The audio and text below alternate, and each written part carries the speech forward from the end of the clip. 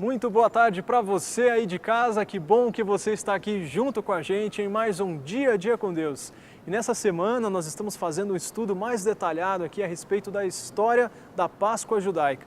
Como ela continha sombras do que viria a ser aí nos tempos futuros, como é a Páscoa hoje. Nós vamos acompanhar um pouco mais da tradição judaica na comemoração aí dessas festas com o professor Dr. Ilmar, convidado aqui do Dia a Dia com Deus.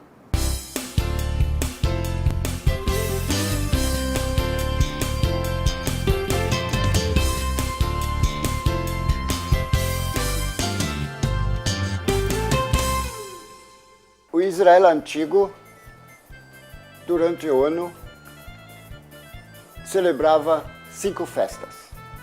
A primeira festa, cronologicamente e também pela importância, foi a festa da Páscoa.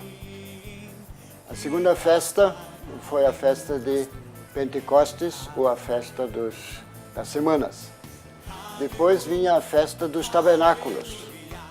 Depois vinha o grande dia de luto, no 9º Ab, da destruição de Jerusalém. E a quinta festa foi Purim, quando Israel foi salvo na Pérsia por Deus de todos os seus inimigos que planejavam o seu extermínio. Em cada uma dessas festas, além das celebrações normais, há a leitura de um dos livros poéticos do Antigo Testamento. Dessa forma, na Páscoa, eles são obrigados a ler um livro determinado, de todos os dias da semana pascal. E o livro que foi escolhido é o livro de Cântico dos Cânticos. E quando a gente lê esse livro, não consegue rapidamente estabelecer alguma relação com Páscoa e o Cântico dos Cânticos. Mas quando se interpreta isso alegoricamente, simbolicamente, este livro fala do amor de Deus para com o seu povo, sendo Deus o noivo e o povo a noiva. Fala então também do amor do povo para com o seu Deus, do amor que trouxe salvação, e essa salvação deve ser recordada todos os tempos da sua vida. Deus salvou seu povo com amor, e eles obedeceram porque amaram seu Deus.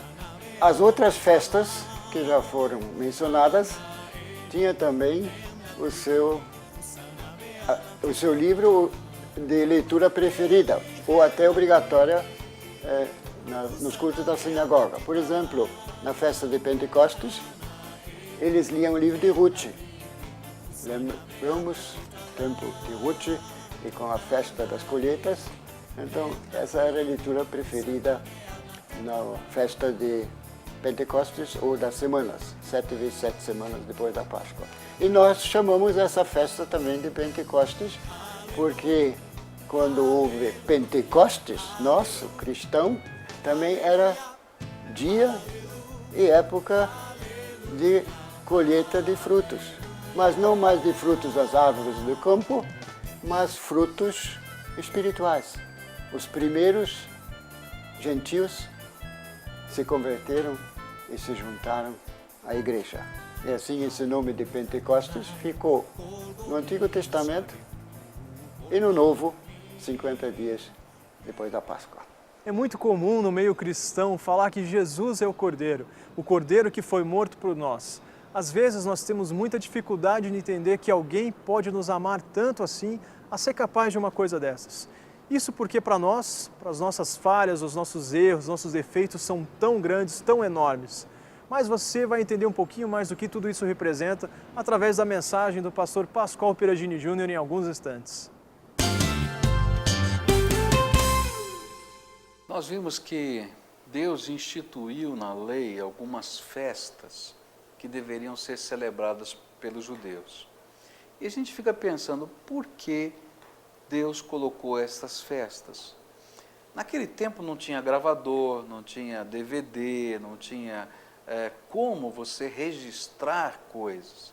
Então, a maneira de você transmitir de uma geração a outra as coisas essenciais era através de cerimônias que eram celebradas e repetidas ao longo da história. Então, cada uma das festas de Israel pegava uma verdade central da fé e tentava fazer com que aquela verdade fosse repetida, repetida e repetida. Dentro do cristianismo, nós também temos algumas festas. Uma delas é a Páscoa, onde nós repetimos algumas coisas e estamos lembrando da essência da nossa fé. Qual é a mensagem central da Páscoa? Qual é a mensagem que nós celebramos e que repetimos com as cenas, com os memoriais, com as encenações da Páscoa? É que Cristo morreu e ressuscitou por nós. E a grande pergunta fica, mas Jesus ressuscitou mesmo?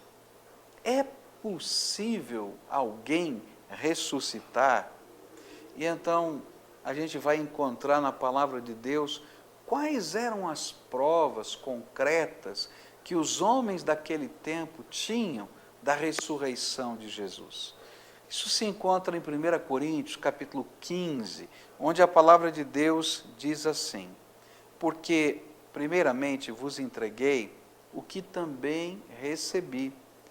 Cristo morreu por nossos pecados, segundo as Escrituras.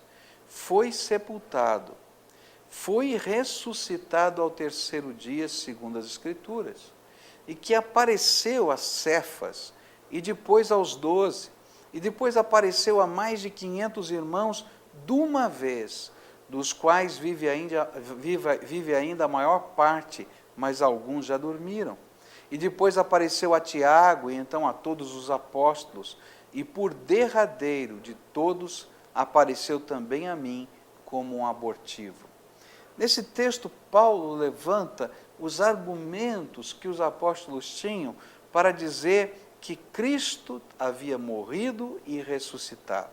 O primeiro argumento é um argumento teológico. As Escrituras Sagradas nos dizem que o Messias, o Filho de Deus, o Salvador do mundo, o ungido de Deus, ele viria e tomaria sobre si as nossas dores e morreria por nós.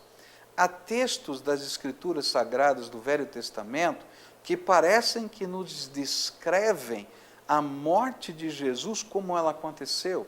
Há um salmo, por exemplo, que descreve detalhes, como ele foi machucado, quem estava do seu lado, e um salmo que foi escrito quase 1000 anos de Jesus ter sido crucificado.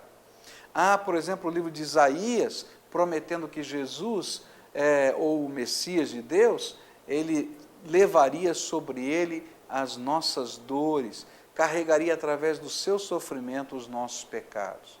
Mas o segundo argumento é um argumento empírico, ou seja, visível, constatável. Ele diz assim: nós vimos Jesus ressuscitado. Ele apareceu para os seus discípulos, ele apareceu para pessoas em lugares isolados, mas ele apareceu a uma multidão de 500 pessoas ao mesmo tempo. Todos nós vimos, muitos dos que viram estão vivos e podem ser testemunhas do que percebemos. Cristo, de fato, ressuscitou. E, por fim, o próprio apóstolo Paulo, que era um perseguidor da igreja, um emissário do Sinédrio, um fariseu fanático, que prendia os cristãos e matava os cristãos, ele participou da morte de Estevão, ele agora se torna um convertido à fé cristã, não pela pregação dos homens, e ele vai dizer isso no livro de Gálatas: não foi homem nenhum que me convenceu, mas o que me convenceu é que esse Cristo, que eles diziam que tinha ressuscitado, eu o vi com os meus olhos. E quando eu o vi com os meus olhos, eu não podia mais ser um perseguidor da igreja e me tornei um convertido ao Senhor Jesus. A fé cristã, não está baseada num mito, mas ela está baseada numa experiência viva e concreta. Tive a oportunidade de estar em Israel por algumas vezes, e uma das cenas sempre muito preciosas é ir a um jardim chamado Jardim da Tumba.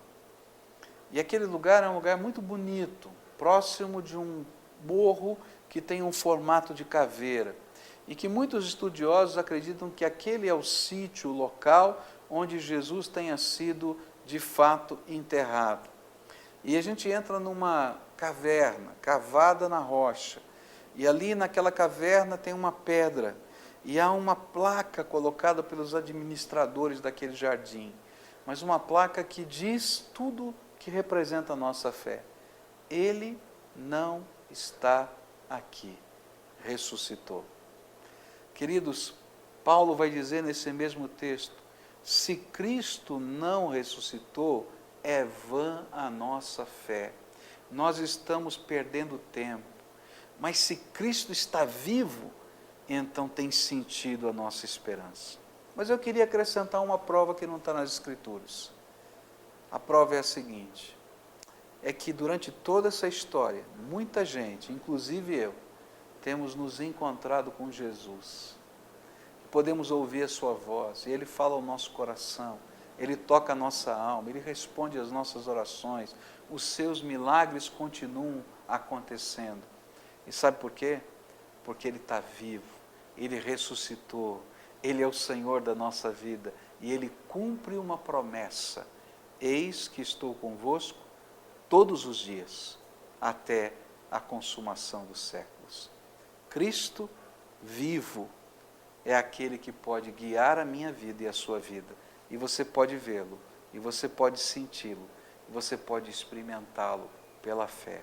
E é isso que significa de fato ser um cristão. Que Deus o abençoe e que você experimente Jesus vivo aí no seu coração. Estamos terminando aí mais um Dia a Dia com Deus.